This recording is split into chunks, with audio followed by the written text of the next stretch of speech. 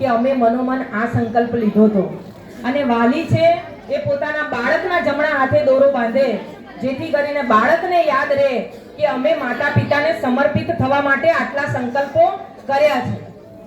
હવે આશા અપેક્ષા રાખીએ કે આટલા બાળકોની તો કોઈ ફરિયાદ નહીં આવે।